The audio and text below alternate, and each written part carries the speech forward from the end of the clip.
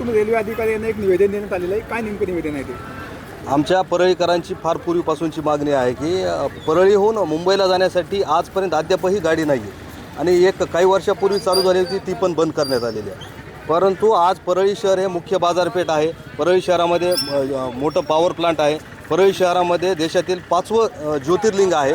या ठिकाणी अनेक भाविक आणि देशातून येतात आणि या ठिकाणी सर्वात महत्त्वाचं परळी शहर आणि शहराच्या बाजूच्या जेवढे लोक आहेत त्यांना खूप आरोग्याच्या समस्या उद्भवलेल्या आहेत आणि त्या आरोग्याच्या समस्यासाठी ते अनेक वेळेस मुंबईला जावं लागतं. या सर्व 4 मुद्द्यासाठी आपण रेल्वेचे सिनियर DCM जे आहेत त्यांना आपण परळी मुंबई गाडी आणि शक्यतो आपल्याला वंदे भारत एक्सप्रेस ही चालू करण्यात यावी अशा प्रकारचं आम्ही या ठिकाणी निवेदन दिलेलं आहे.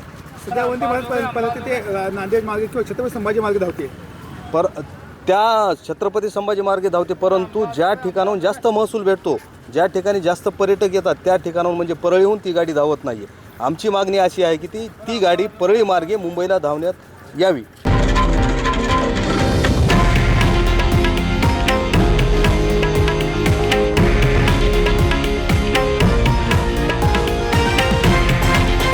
हे आहे देशातील नंबर 1 न्यूज नेटवर्क आणि आपण पाहत आहात TV9 मराठी, एकमेव.